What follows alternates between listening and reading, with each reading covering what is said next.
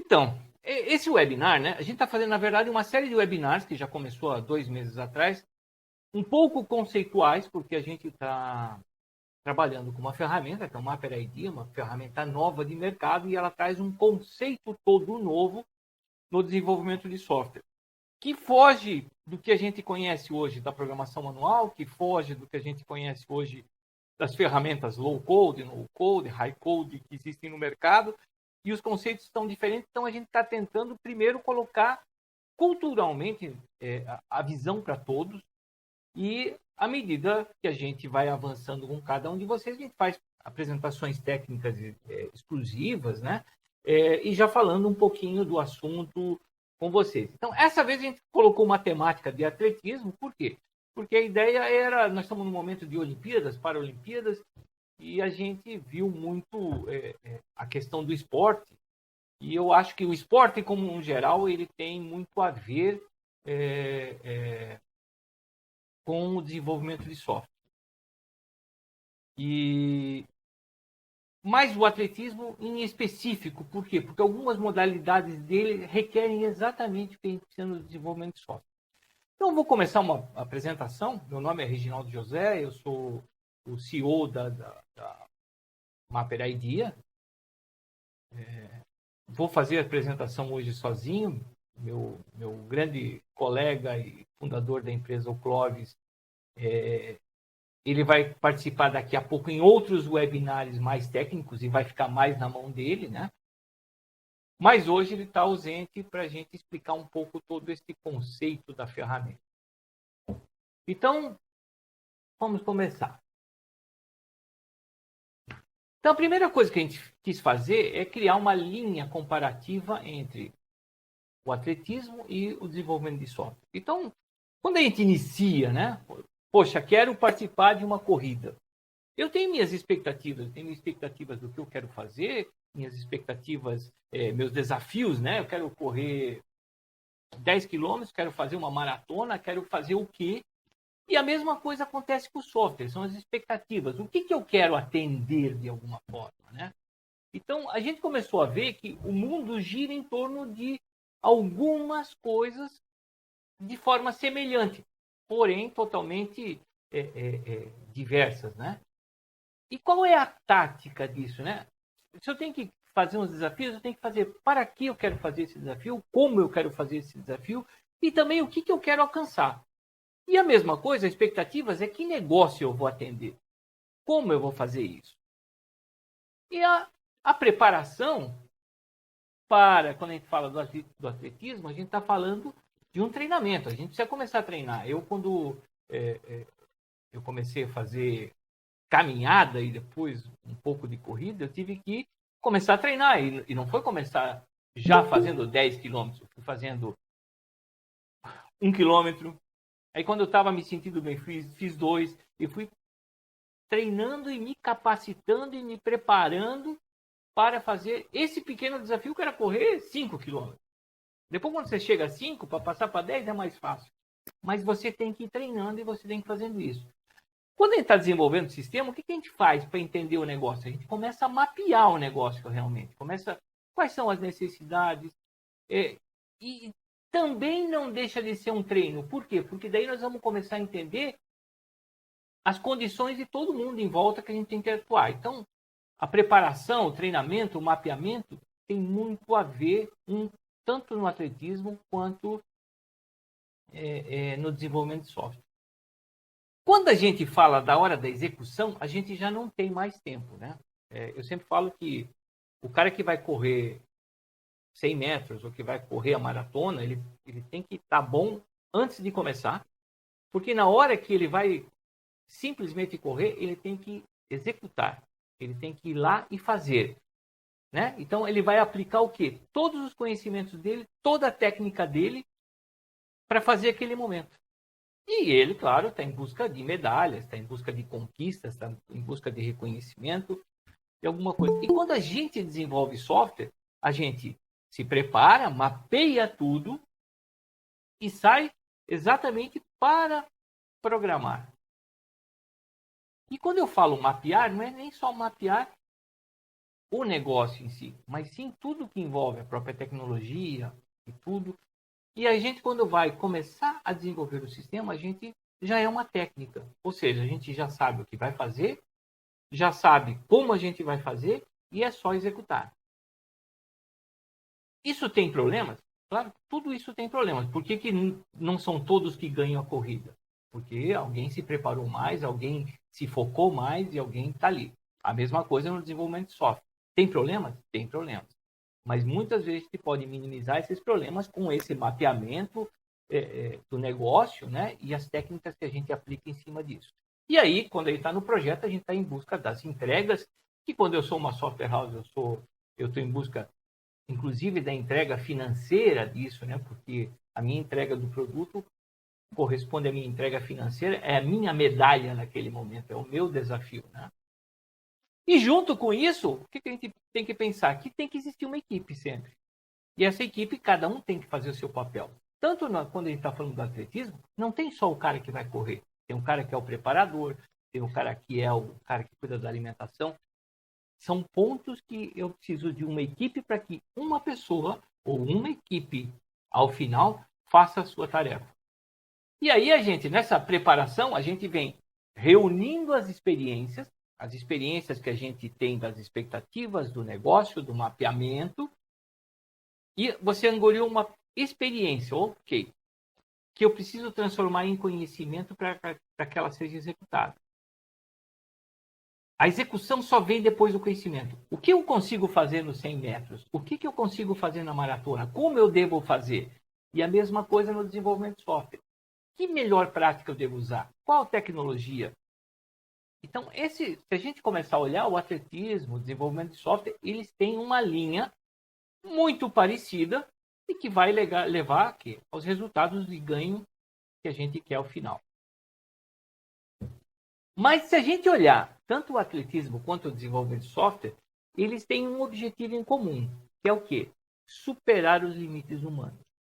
A gente, quando está lá vendo as corridas, ou vendo qualquer esporte, mas eu falo do atletismo é porque eles são, na maioria das vezes, esportes individuais, e mesmo quando coletivos, existe um espaço de tempo onde ele se torna individual. Se eu estou correndo uma corrida de bastões, naquele trecho que é a minha ida, eu estou sozinho e eu preciso saber a hora certa de passar o bastão para o meu companheiro da frente e ele precisa. Então tem que ter também um negócio, um sincronismo, né?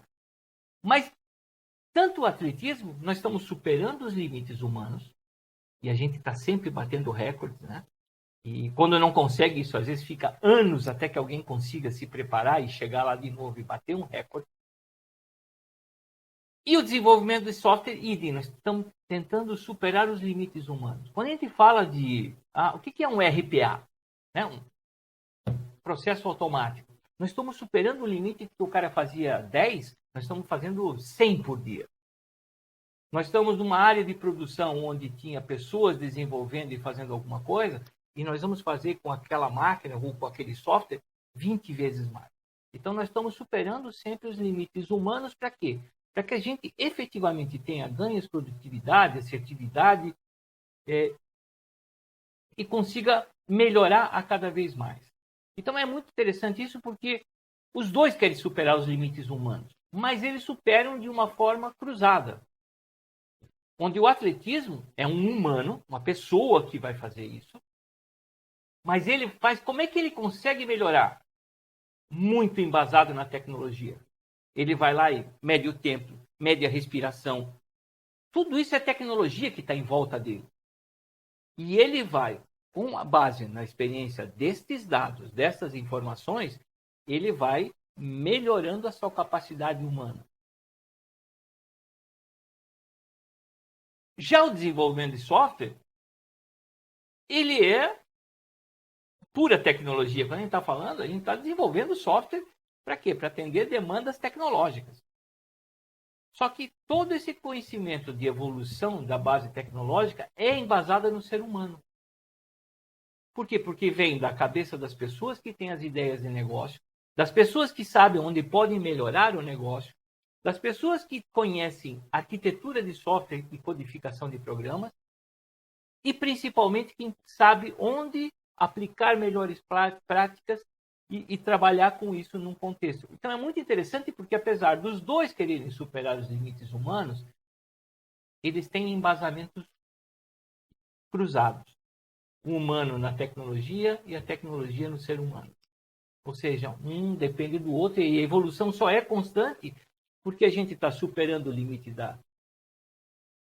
o conhecimento humano usando para criar tecnologia para que o próprio humano possa melhorar. E assim acontece ciclicamente nos nossos negócios também. E aí a gente pensou assim, modalidades, projetos, né? Como isso acontece, né? E mais uma coisa que a gente começou a verificar com o desenvolvimento de software, né? Que o desenvolvimento de software tem dois embasamentos sempre. Um é o negócio e o outro é a tecnologia. E as duas são orientadas para que uma atenda a outra. A tecnologia vai auxiliar o negócio. Mas as duas são duas linhas de trabalho que tem que ser feitas. Eu tenho que ter o melhor negócio desenvolvido da melhor forma na tecnologia que eu quero. Quando nós estamos falando do atletismo, mais ou menos acontece como também? É a psicológica, que comparativamente a gente poderia dizer que é um negócio, né? O que eu posso melhorar eu, pessoa, que é o meu negócio nesse momento, e o que eu posso melhorar fisicamente, que é como se eu pensasse na tecnologia, né? Então, a gente começa a olhar que é uma linha praticamente idêntica de esforços.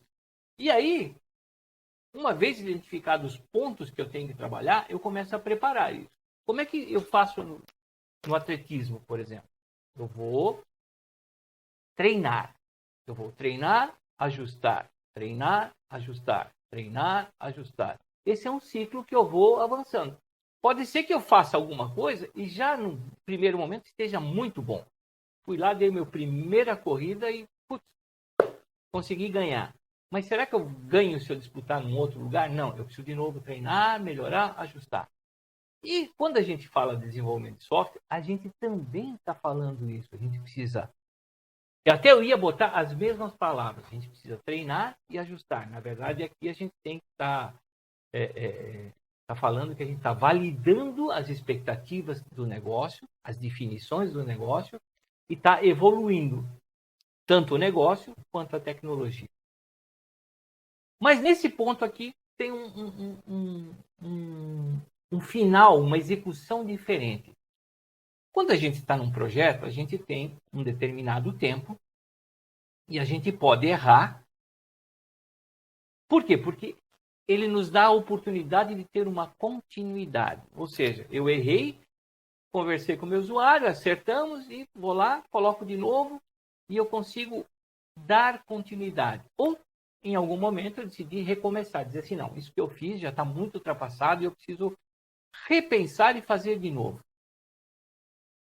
Quando eu estou falando de uma modalidade, de um atletismo, de uma prova, ou eu tenho êxito ou eu tenho recomeço. Eu não tenho continuidade. Eu não consigo... Disputei agora 100 metros. Esse projeto da vida do cara, que foi essa prova na Olimpíada, ou ela deu certo ou ela deu errado. Ou ele vai voltar para casa e vai recomeçar e apostar na próxima Olimpíada, ou ele vai ter tido êxito naquela Olimpíada e com certeza ele pode ter um pensamento de novo, voltar na próxima Olimpíada, fazer melhor, bater o seu próprio recorde, fazer alguma coisa. Mas ele tem um negócio temporal. Ou ele faz e acerta, ou ele vai ter que revisar e repensar tudo. A gente, no desenvolvimento do projeto, a gente tem isso como um módulo contínuo, né? Ou seja, a gente sempre vai melhorando, vai melhorando, vai melhorando. Eu diria que a gente tem muito mais continuidade do que recomeços. É muito difícil a gente recomeçar, a não ser que seja realmente uma tecnologia obsoleta ou um negócio que se tornou obsoleto e a gente está pensando em recriá-lo.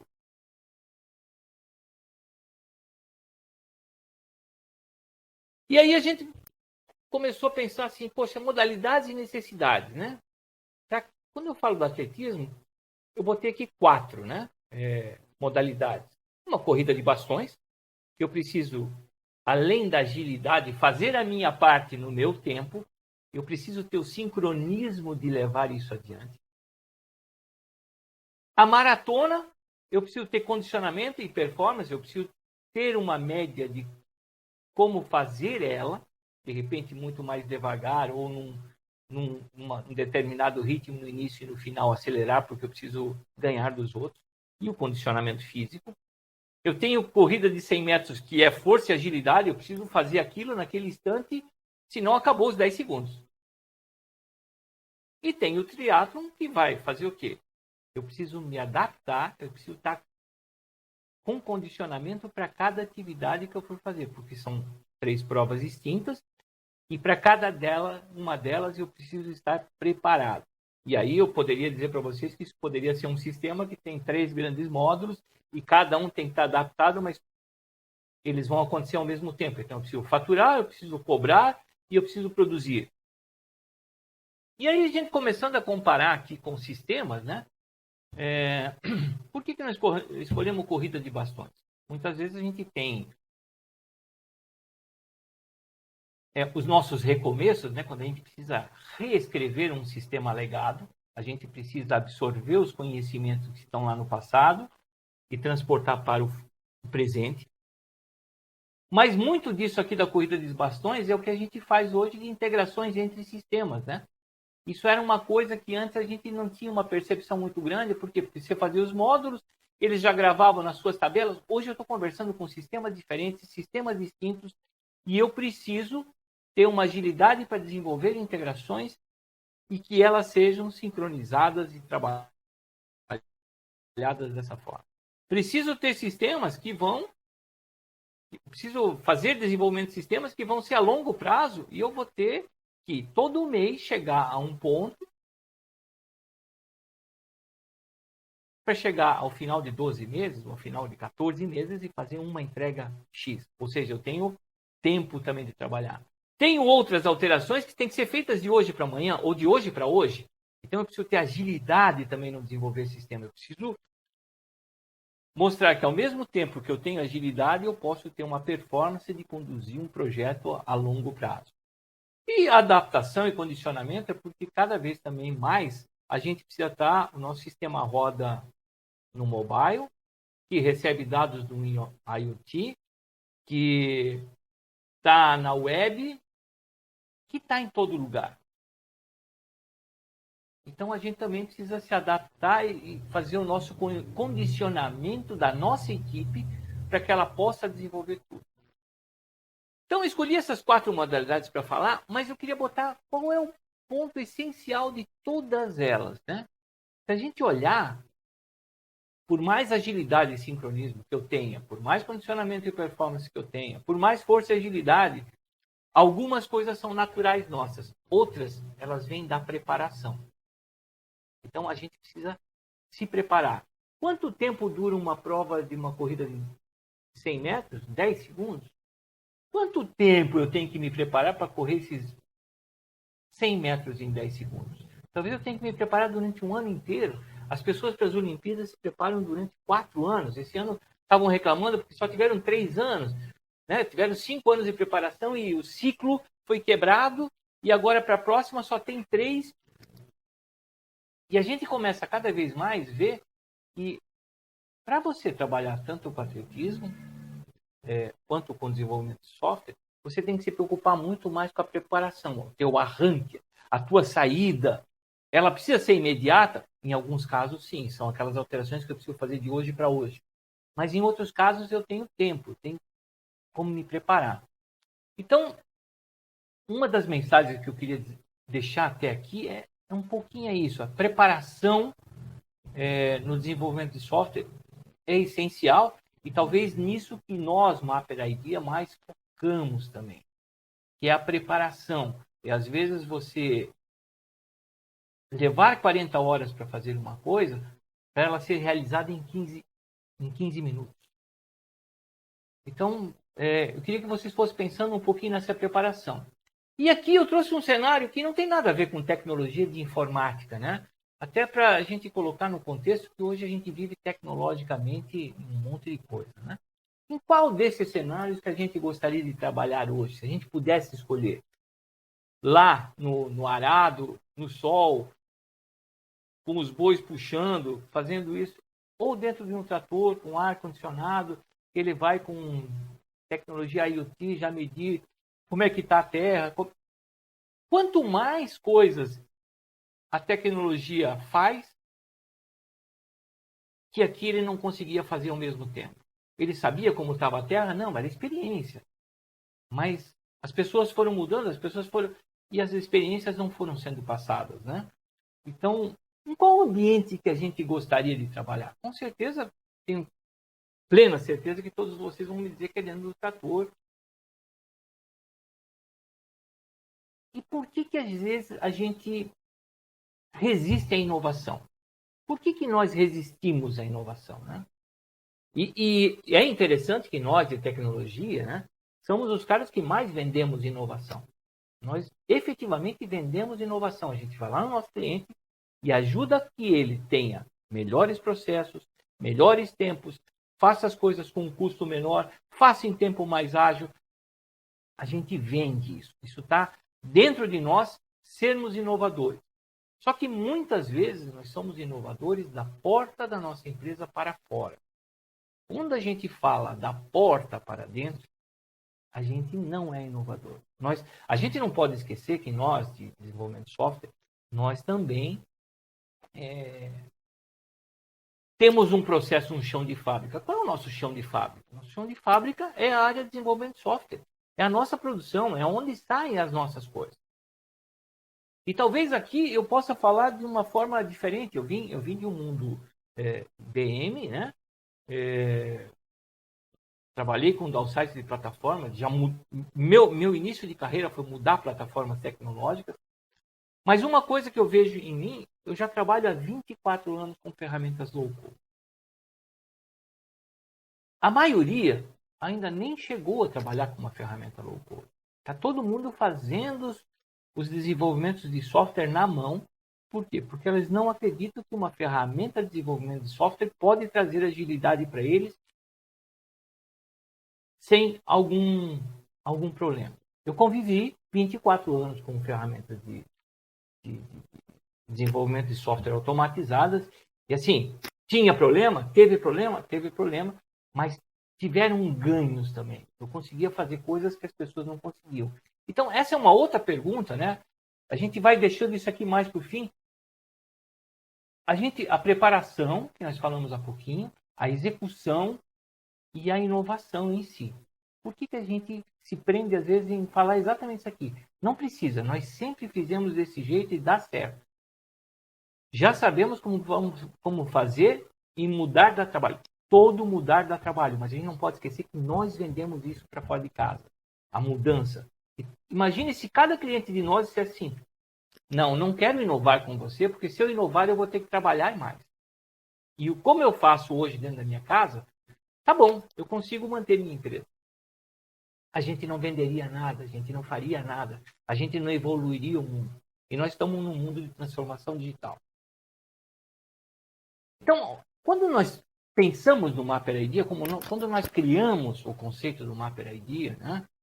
E isso vem, depois eu vou contar um pouquinho a história disso, ele está muito embasado na preparação, né? A gente tinha duas preocupações. Uma, que a gente conseguisse preservar o conhecimento.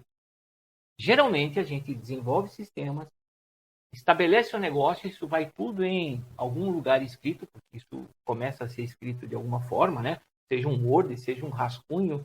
Eu já desenvolvi sistemas botando flechinha para cá, flechinha para lá, e isso passa a ser uma documentação, mas quando o Reginaldo vai embora, muito daquilo que não estava entre as flechinhas, ou não estava escrito entre as flechinhas, não está em lugar nenhum a não ser na minha cabeça.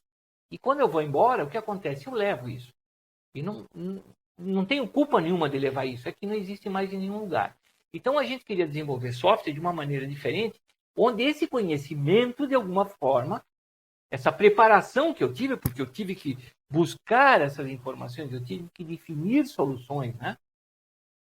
Elas estivessem documentadas e elas pudessem ser vistas pelo Reginaldo, pelo Arthur, pelo João, pelo Zé, pelo Ou até por aqueles que nem a gente conhece ainda e que um dia vão entrar na empresa depois que o Reginaldo sair. E essa preocupação do turnover também. Poxa, vai entrar uma pessoa nova, estou num projeto que dura 6 meses. Eu tenho tempo de levar um mês para dar conhecimento com uma pessoa nova sobre tudo que já havia sido definido? Ou repassar as ideias que não estão escritas em lugar nenhum? Eu não tenho esse tempo, porque senão o meu projeto de 6 meses vai levar 7. Porque quando a pessoa sai, e hoje isso a gente está passando por uma época terrível disso, nós estamos com falta de mão de obra,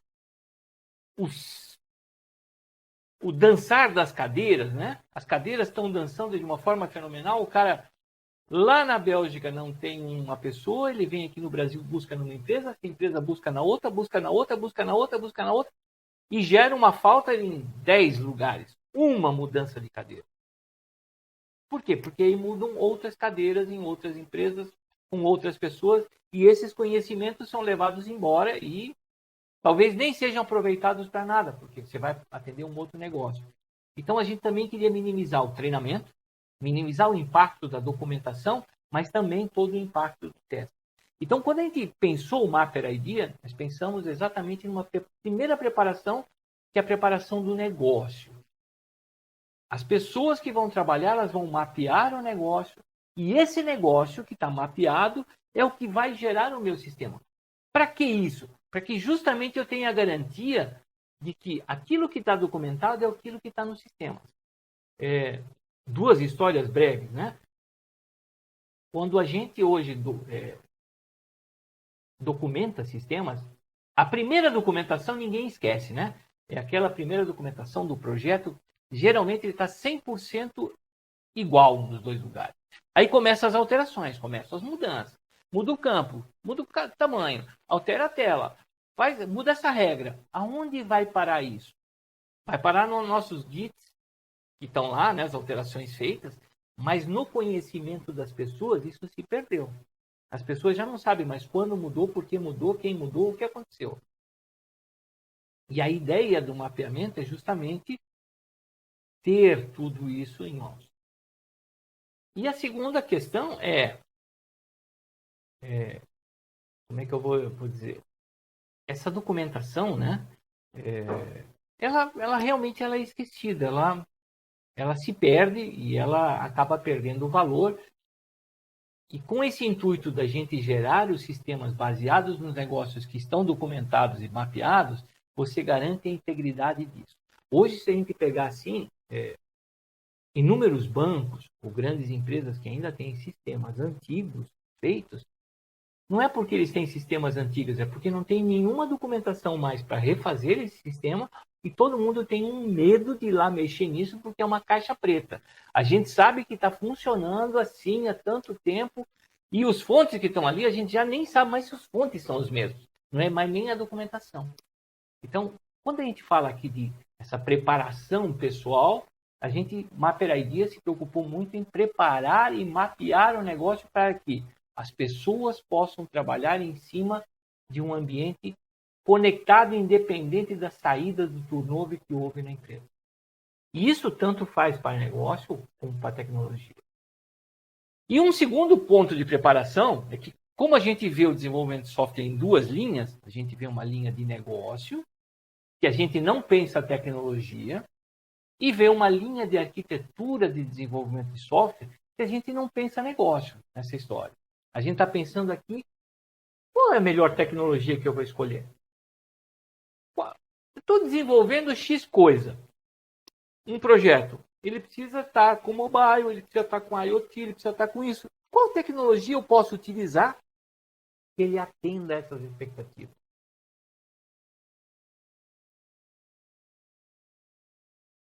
O segundo ponto é a gente criar um padrão de codificação. Né? Isso é uma coisa que a gente releva e acontece no dia a dia. Se eu botar 10 programadores para fazer o mesmo programa, sairão com certeza 10 programas distintos internamente. Apesar que a cara dele possa ser a mesma, a tela a mesma, as funções a mesma, as regras as mesmas coisas, mas serão 10 programas desenvolvidos de forma diferente. Não existe um padrão. E mesmo quando existe um padrão, esse não é seguido. Esse é um exemplo que eu canso de citar de uma empresa de governo que eu tenho conversado. 600 programadores, manual de como deve programar, e mesmo assim, as notas, quando passa o programa de qualidade, não chegam a ser 7,5. Por quê? Porque as pessoas não seguem os padrões e como a gente tem falta de tempo, a gente tem perda. O que acontece também quando a gente tem essa criação do seu padrão de codificação? Nós vamos ter 100% dos programas escritos e desenhados da mesma maneira. Se a gente pegar 10 programadores dentro de um projeto, tem 10 modelos de codificação dentro de um projeto. Se eu contar o turnover, saíram 5, entraram mais 5, são 15 modelos de codificação. E assim vai indo. E aí pense, daqui a 2 anos, você dá manutenção em cima desses pontos. Quantas vezes a gente já chegou nos pontos e pensou assim, vou jogar esse programa no lixo e vou começar de novo, porque eu não consegui entender nada do que ele está fazendo. Mesmo que ele esteja funcionando 100%. Por quê? Porque alguém criou enrolado. Eu lembro um amigo meu lá no passado, quando ele programava COBOL, né? Espero que todos vocês já tenham escutado falar de COBOL, e tinha lá um Goto e um Perform. O cara não gostava de Goto. Criava todos os programas com Perform, por quê? Porque ele ia lá, executava e voltava. Só que ele encadeava isso. Então, quando alguém ia mexer num programa dele, todo mundo dizia, meus cabelos brancos denunciam alguns desses de manutenção em cima de algum desses programas. Por quê? Porque a gente tinha que seguir uma lógica louca. E ele fazia assim, para ele estava muito bom, ele se entendia, mas a primeira pessoa que ia dar manutenção queria matar ele. E a gente também, de novo, você tem o turnover minimizado, treinamento, documentação e testes em cima disso. Então, para nós, o Mapper ID, a gente pensou muito nessa preparação. Talvez a gente leve mais tempo pensando no negócio, mais tempo pensando na arquitetura de software, mas lembro lá quando nós comparamos com o atletismo, a hora de executar, a gente não tem mais tempo de pensar, a gente tem que só executar. E aqui a intenção é que você prepare o negócio, prepare a arquitetura, e se você disser assim, gere os programas, nós vamos gerar 100% dos programas baseados naquilo que você desenhou dentro do negócio, baseados na arquitetura que você desenhou. Então, o tempo de execução para nós é o tempo de execução. É um tempo que a gente não precisa mais pensar, a gente só precisa deixar as coisas acontecerem. E uma outra coisa que a gente às vezes não conta, que a preparação pessoal também é uma preparação contínua. Quando um atleta desses para uma corrida hoje e vai correr na próxima Olimpíada, ele tem 3 anos de preparação contínua, ele vai repetir, vai fazer as mesmas coisas, vai melhorar, vai se embasar na tecnologia e vai melhorar e ele vai ter uma evolução constante. Quando a gente fala de software, a gente está pensando a mesma coisa. Quem é que fez um software que não dá mais manutenção há mais de 1 ano? Não tem mais hoje isso, né? Hoje a gente precisa evoluir. E o negócio evolui, ou a arquitetura evolui, ou os ambientes tecnológicos evoluem, ou a comunicação, ou as integrações, tudo evolui. E a gente precisa ter facilidade para evoluir. Então, quanto mais a gente se preparar em mapear o negócio, em mapear a tecnologia, mais a gente está preparado para evoluir. Quando a gente fala do negócio, eu tenho um exemplo muito prático, que isso era uma coisa que aconteceu comigo, numa ferramenta low-code que eu utilizava. Mudou o tamanho da natureza da operação, os mais velhos devem lembrar disso, os menos velhos talvez já escutaram falar. E mudava o campo de 3 para 4 posições. Isso foi um inferno para um monte de lugares. Por quê? Porque eles faziam isso de uma forma manual e tiveram que passar 500 programas, 500 telas e coisa e tal. Eu fui lá, alterei um domínio que dizia que o campo era 3 posições para 4 e pronto. O que eu tive que fazer? Fazer uma revisão nas telas para ver se isso não encostou em um campo, nos relatórios, mas em si, na lógica inteira. Então, eu tinha o meu software acoplado a um ERP americano. Eles levaram 8 meses para entregar a mudança e eu levei 30 dias. Então, estar preparado para a continuidade é muito bom. A facilidade na substituição de tecnologia. Hoje a gente pensa que a gente não vive mais isso, né? Eu já substituí muita tecnologia na vida, coisas que morreram. Eu até tinha embaixo da minha cama uns cursos que eu fiz e há 2 anos eu joguei tudo fora, porque não tinha mais nenhuma dessas linguagens que eu fiz curso e aprendi vivas. Todas elas tinham se tornado obsoletas. E agora nós temos um caso muito interessante. A gente está fazendo um projeto onde o cliente tinha adotado toda a sua tecnologia em Total Cross e para ele servia. Né? Não é uma questão de discutir a tecnologia, se é boa ou se é ruim.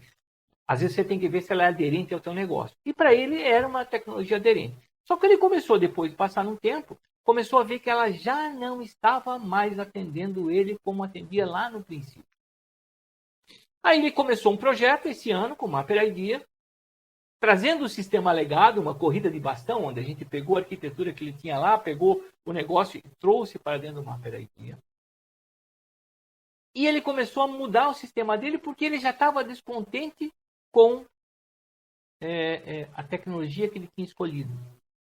Há um mês atrás, ele foi comunicado oficialmente que essa tecnologia foi descontinuada. O que a gente faz quando acontece isso? E a gente é dono de uma empresa de software, tem todo um software desenvolvido em uma aposta de vida, que a gente aposta a vida em cima daquela tecnologia, e ela simplesmente diz assim, acabou, foi muito bom até aqui, mas agora eu não tenho mais o que fazer.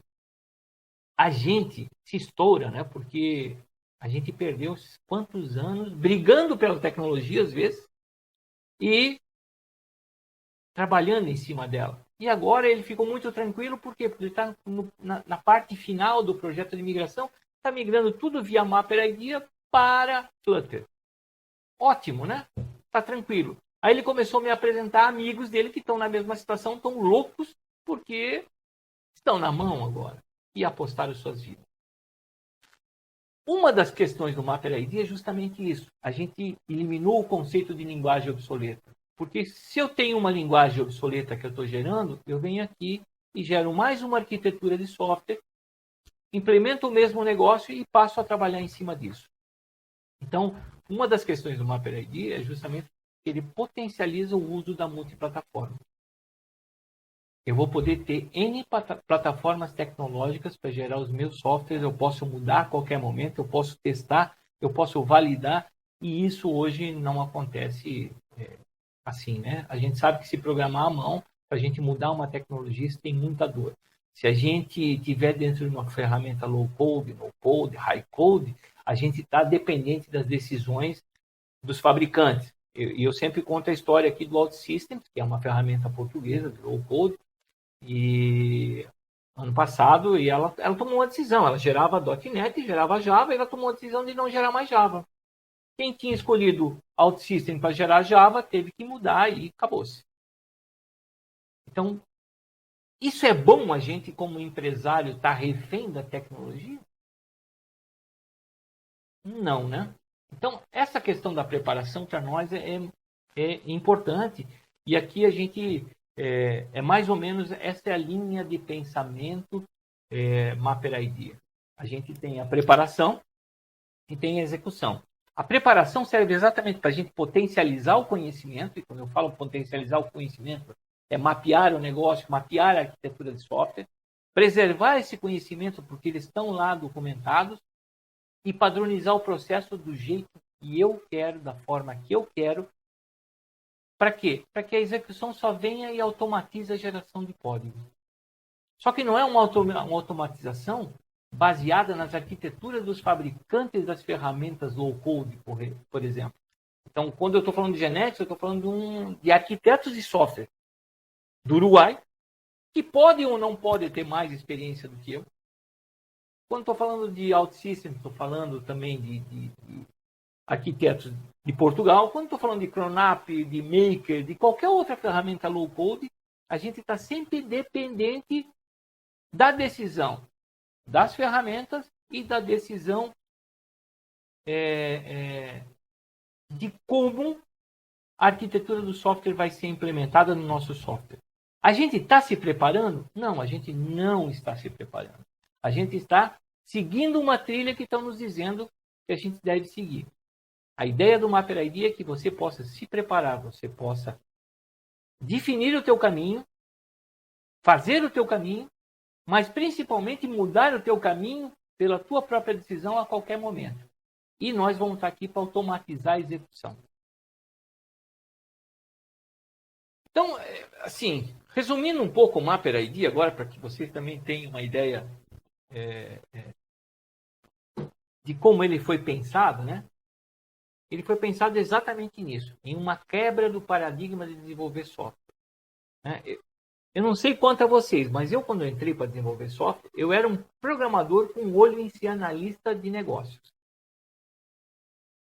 Eu olhava lá e dizia assim, pô, o mais legal desse negócio de desenvolver tecnologia é olhar o problema e desenvolver soluções. O desenvolver soluções significa codificar? Não. Significa em pensar de que forma melhor eu posso solucionar um problema. Ou de que forma eu posso fazer muito melhor uma coisa que vem sendo feita há muito tempo. E eu sempre tive de olho em ser um analista de negócio. Se você me perguntasse qual era minha preocupação com a tecnologia, era zero. Isso é como aprender línguas, né? Se eu aprender espanhol, depois vou aprender inglês, depois vou aprender russo, se eu quiser. Mas é aprender línguas. Agora, um negócio, a tua experiência, a tua bagagem, onde você agrega valor, é um negócio. Então, a gente começou pensando em dividir isso. E até hoje, agora, pensando na questão da mão de obra, está faltando mão de obra no mercado para desenvolver software, não está? E se nós tivéssemos um rol de pessoas que tivessem que ser treinadas com a visibilidade em definir negócios e soluções, e uma outra equipe que fosse focada na arquitetura da linguagem, usar as melhores práticas e tudo. Eu não estaria minimizando, inclusive, o treinamento para criar mão de obra? Hoje, a gente está treinando o cara em linguagem e ele vai tomar porrada e vai ganhar experiência na marra no meio do caminho. E a gente quer que ele faça quase tudo, né? A gente até tira um nome bom, não é mais programador, é desenvolvedor, né? O desenvolvedor, ele é um cara que ele sabe programar, sabe arquitetura de software, e também vai lá e define o sistema, define a solução. Não faz tudo. E é esse mercado que está faltando gente. Então, quando a gente pensou em minimizar isso, era realmente potencializar conhecimentos. Eu já tenho as pessoas de negócio que conhecem muito bem os problemas, que conhecem como está e como poderia melhorar. E se essas pessoas se preocupassem em definir a solução e desconhecessem esse lado de cá? Nem soubessem nada. Não se preocupa, qual é a tecnologia que eu vou desenvolver isso? Não sei. Não me interessa nesse momento. Vamos nos ater ao negócio. Seria ideal, né? E se a gente tivesse realmente agora uma equipe, porque tem pessoas que gostam de tecnologia e são as pessoas que vão criar diferenciais de performance, de segurança, especificações do processo, elas vão pensar tecnologicamente como aplicar ao negócio. Mas também não precisam conhecer nada do negócio, elas precisam simplesmente conhecer as melhores práticas para você usar processo web, para gerar aplicativos em mobile, seja iPad, seja Android, seja Apple, seja o que aparecer, porque elas vão ser estudiosas disso. Então, a primeira coisa que a gente quis fazer realmente foi dividir os mundos, deixá-los de uma forma transparente. E aí o Mapper ID veio como uma máquina. Aqui a gente quis dar o mesmo conceito da indústria de software. Ou seja, eu tenho uma máquina que vai interpretar a minha documentação, meu mapeamento de negócio, vai se preocupar com o mapeamento da arquitetura de software e vai gerar uma codificação aqui conforme as linguagens que você tem mapeadas. Então, a gente botou uma linha de produção aqui porque eu poderia ter esse mapa de arquitetura de software em Java, outro em PHP, outro em HTML, outro em C++, outro em Python, e mandar pegar esse mesmo mapa de negócio e gerar e transformar isso numa linha de produção para desenvolver software. Então, o conceito do Mapper ID é muito tranquilo, apesar de que ele faz, todo mundo chama de mágica, né? Faz isso. Como é que ele consegue gerar a codificação igual ao processo tudo vai pelo teu mapeamento aqui. E ele, claro, trabalha em cima de uma técnica de match e trabalha com conceitos de inteligência artificial para gerar essa linguagem, para gerar as codificações do outro lado. Então, esse é o conceito do Mapper ID, e por isso que a gente frisa muito a preparação do mapa de negócio da solução e a preparação da arquitetura de software. Porque o que tiver aqui, ele vai gerar da melhor maneira, como se fosse um programador do outro lado. Seja back-end, seja front-end, seja APIs, seja o que for. O que a gente ensinar a máquina a fazer, ela vai fazer. Só que ela tem as vantagens de poder trabalhar 24 horas por dia e regerar isso a qualquer momento, né? Alguns dos resultados que nós já alcançamos, né? Então, a gente teve projetos aí de 678 horas que foram automatizadas em 40 horas. Isso é um senhor de um ganho. Isso aqui foi a maior produtividade que nós já conseguimos até agora. 16 vezes a produtividade. E isso, se a gente falar do ser humano, a gente não vai conseguir, a gente não consegue dobrar a capacidade dele, a não ser que ele dobre a quantidade de horas que ele trabalha. E começa a ser humanamente impossível acontecer isso. A gente cada vez mais tem demandas e cada vez mais temos menos gente. Não é que as pessoas estão morrendo, não. É que a demanda está crescendo tanto que as pessoas não estão conseguindo mais acompanhar. E por mais que a gente treine, a gente não dá experiência. Lembra lá no início, quando a gente falou que tem equipe, tem a experiência e tem o conhecimento? Então, a gente dá o treinamento e não dá nem a experiência e o conhecimento vem com o dia a dia. Estimativas de 3 meses feitas em 3 semanas, plataforma de BI que foi criada em 6 meses, uma construção de APIs que às vezes levam semanas para você construir. A gente constrói em dias. E aqui tem um caso bem interessante, que isso é um dado real, né? Era uma empresa que tinha uma tecnologia obsoleta, ela tinha uma estimativa de migrar o sistema dela para uma nova tecnologia em 6 anos. E eu acho que você já pode imaginar que quando a gente fala de 6 anos em tecnologia, a gente já está falando que a tecnologia vai ficar obsoleta novamente, porque o mundo vai mudar em 6 anos e cada vez muda mais rápido, né? Que a gente está conseguindo fazer em 1 ano e meio. Então, se a gente pensar só aqui, ele conseguiu minimizar uma migração que tem dor em 4 vezes. Só que pior isso, ele ia fazer em 5 pessoas, eles estão fazendo em 3 pessoas. Então, o ganho é muito maior. E agora eu vou contar um pouquinho da história do Mapper ID, né? Até para vocês assim, não verem a ideia Mapper ID como algo que está sendo criado hoje, né? Hoje a gente está trazendo esse conhecimento. Então, o Mapper ID começou a ser pensado em 2013. Só que nós usávamos internamente. Ele era uma metodologia interna da nossa fábrica de software. Era uma metodologia e na verdade, não era uma ferramenta. A gente tinha vários programas que nos ajudavam a fazer isso que a gente faz. E isso foi evoluindo. Aqui a gente botou alguns dos resultados mais significativos, né? Um RP, CRM, gestão escolar. Só para vocês verem que a gente também já navegou em diversos mundos e que a capacidade do Mapper ID de fazer sistemas é muito grande. Inclusive, aqui a gente tem como um cara muito forte integração bancária no Equador. A gente trabalhou com um banco e fez todo o sistema bancário com o Mapper ID. Coincidentemente, ciclos da vida, mas agora, final agora, 2 semanas atrás, a gente implementou um Open Banking para um banco, todo desenvolvido baseado no Mapper ID. Tá? Então, isso aqui é para vocês terem uma visão. Isso aqui dá uns 7 anos de história, né? Só que essa história não termina aqui. Quando nós chegamos nesse ponto aqui, estes clientes e outros clientes começaram a nos dizer assim: poxa, mas vocês desenvolvem tão rápido, vocês fazem as coisas, vocês nos entregam os projetos no dia. Quando a gente precisa de uma alteração, ela é muito mais rápida. Por que vocês não transformam isso em um produto? E aí a gente começou a pensar Mapper ID realmente como um produto.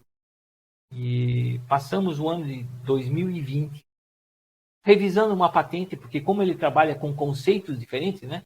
Se você vê nada do que eu te falei mapear negócio, mapear arquitetura, uma máquina que faz, vocês vão procurar, não existe nada parecido no mundo, nada parecido.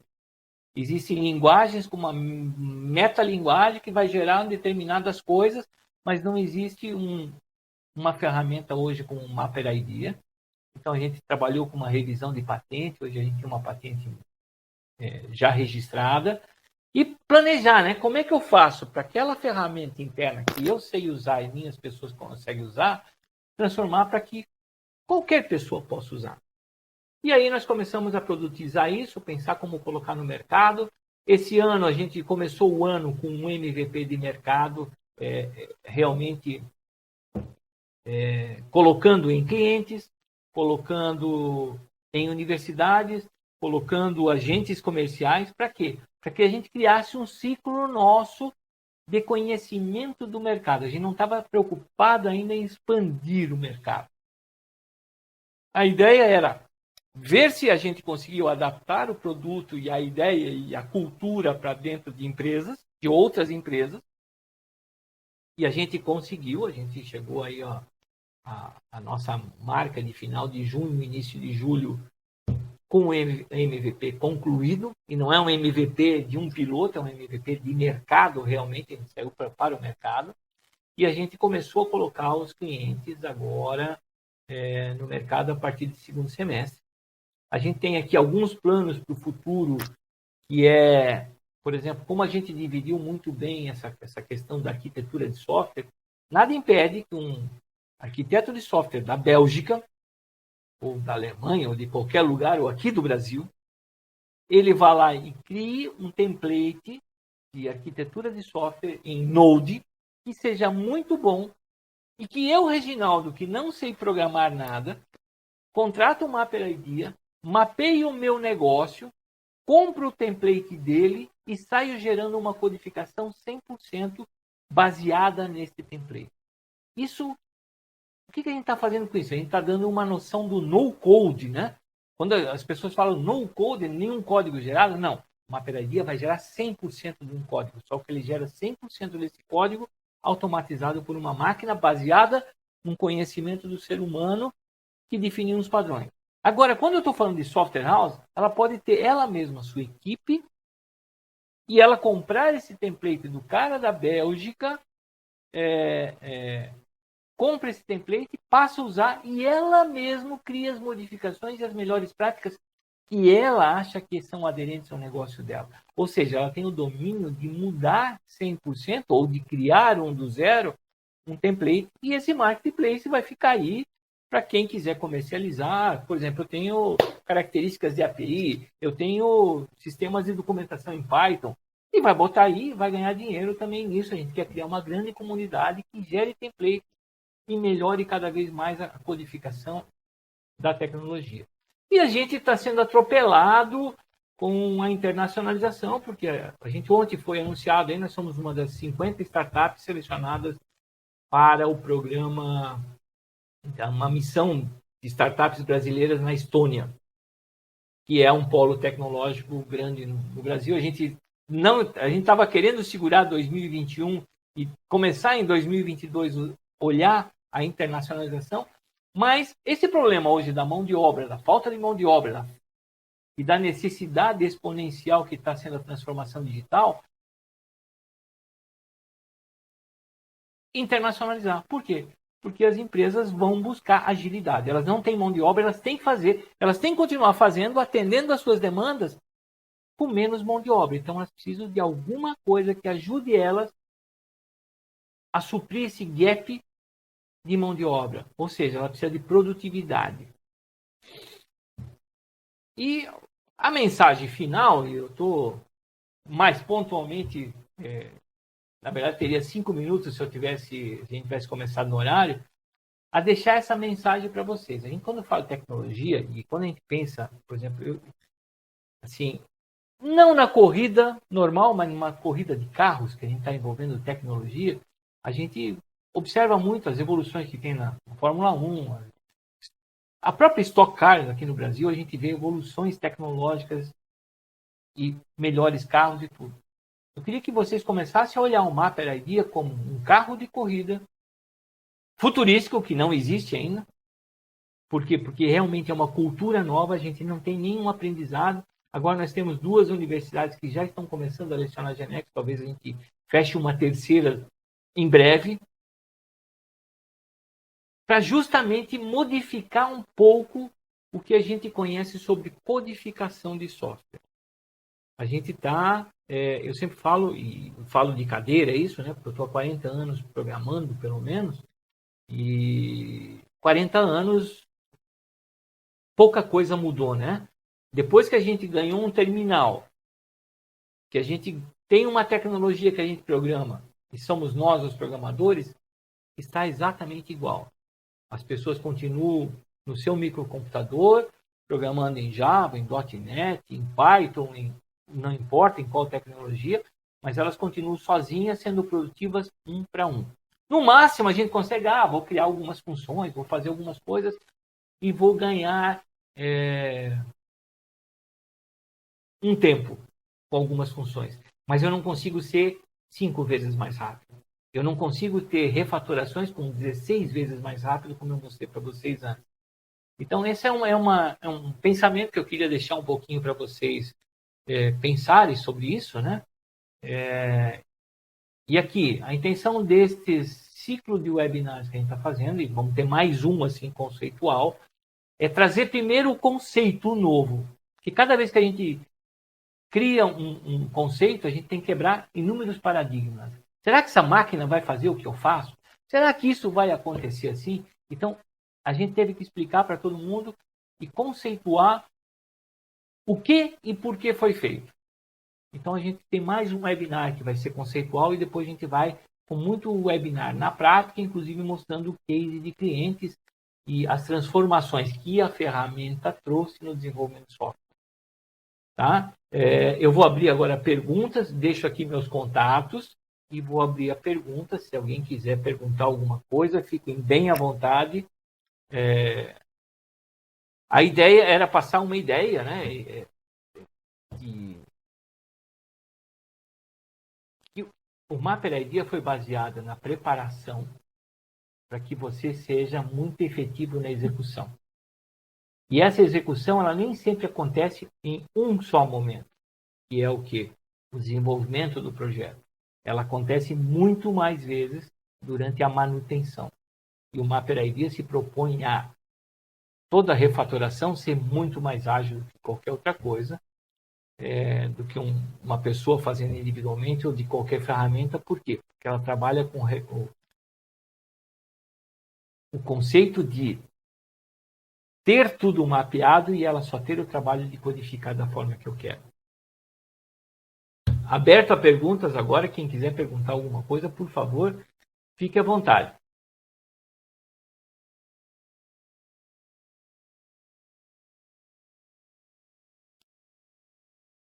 Sem perguntas?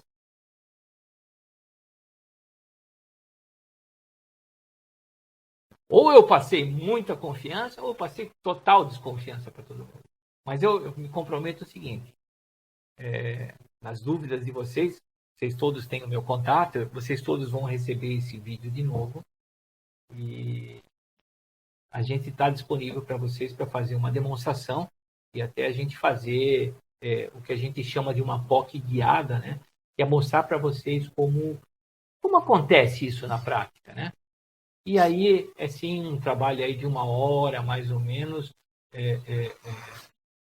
para mostrar para vocês o funcionamento do dia a dia do Mapper Idea e como se pensa nele. A ideia era só focar hoje nos benefícios. Dario, obrigado por ter vindo. Sei que você precisa sair. Fique bem à vontade. Tá bom? Se ninguém tiver perguntas, também encerramos por aqui. A ideia era essa, passar 1 hora de conversa com vocês. Márcio, quer falar alguma coisa? Tudo bem, Reginaldo? Legal, gostei da apresentação.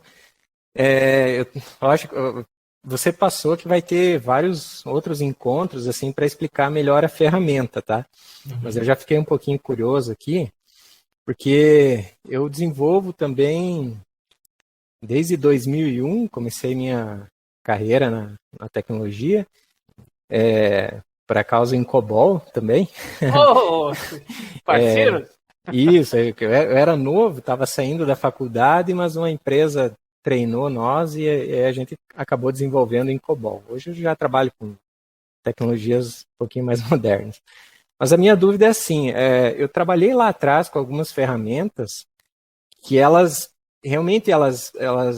tinham um conceito, não sei se você chegou a trabalhar com tal de Telon do COBOL, sim. E ele gerava código e tal, era até mais rápido, mas ele tinha muito engessado, sabe?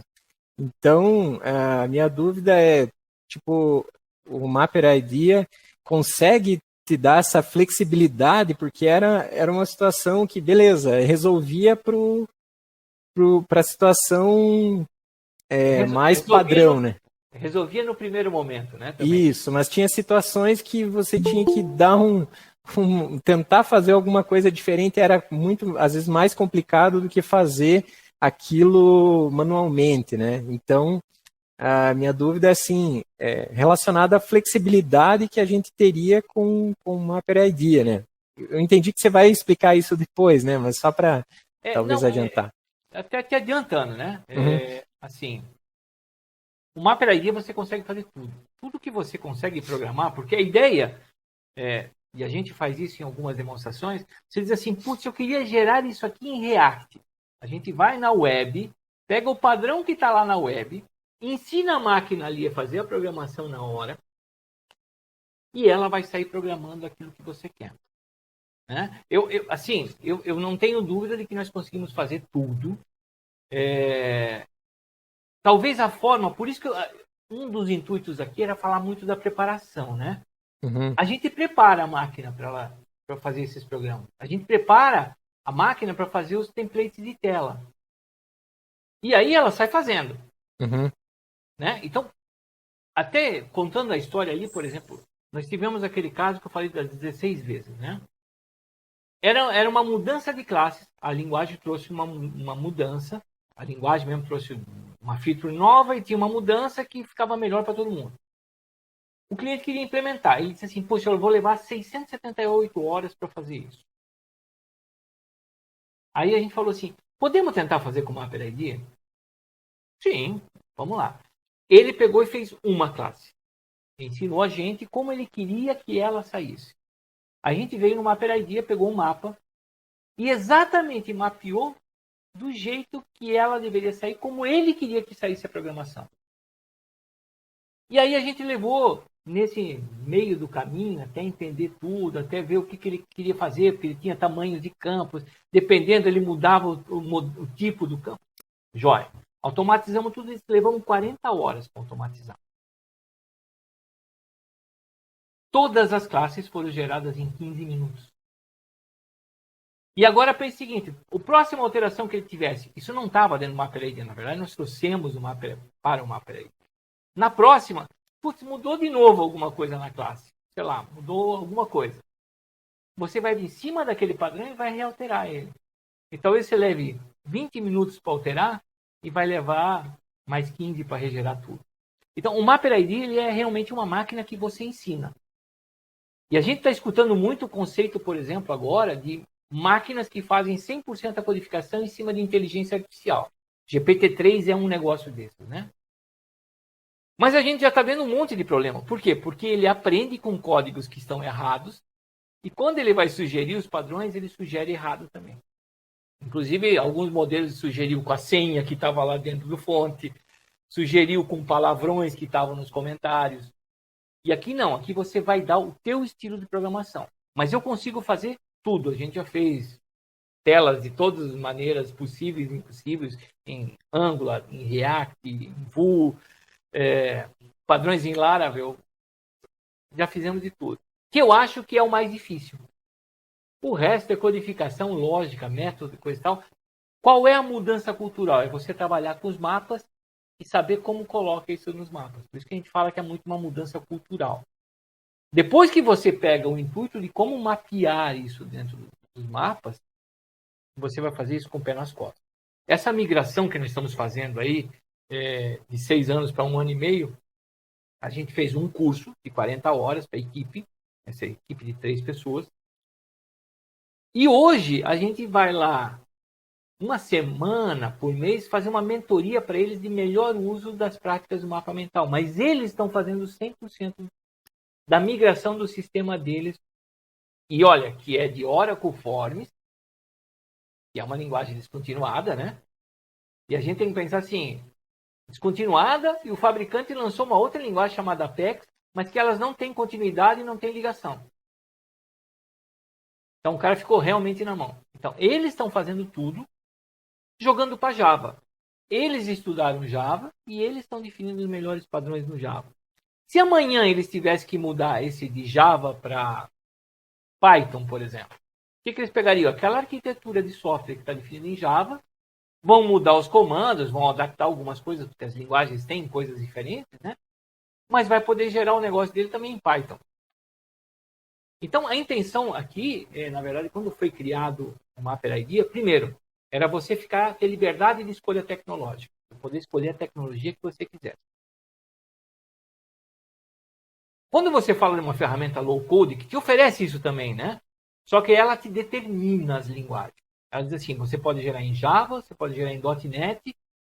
Ah, eu queria botar em Angular aqui. Não, Angular não temos ainda, vai levar 2 anos.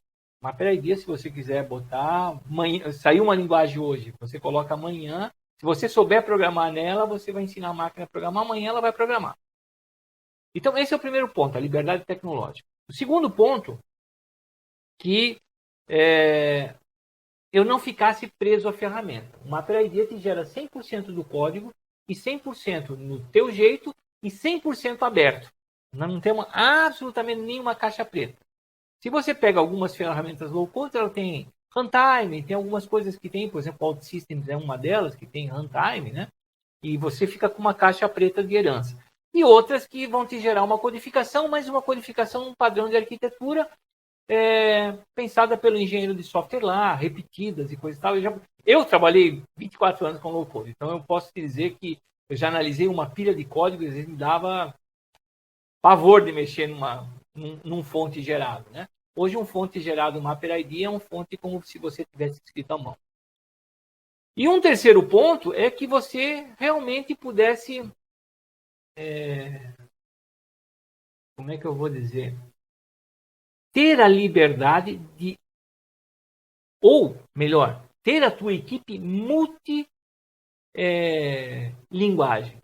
Ou seja, você poderia ter o teu sistema, com o negócio não se preocupando em tecnologia, ter uma equipe de 2 pessoas, vamos pensar assim, que elas vão trabalhar gerando codificação em Java e gerando .NET. Poxa, mas eu não conheço direito o .NET e eu queria usar as melhores práticas. Você pode chamar um bom arquiteto de software do mercado, ele vai te ajudar a programar a máquina. E esse conhecimento deste cara, que é bom de mercado, ficou dentro da tua empresa para você gerar o teu produto.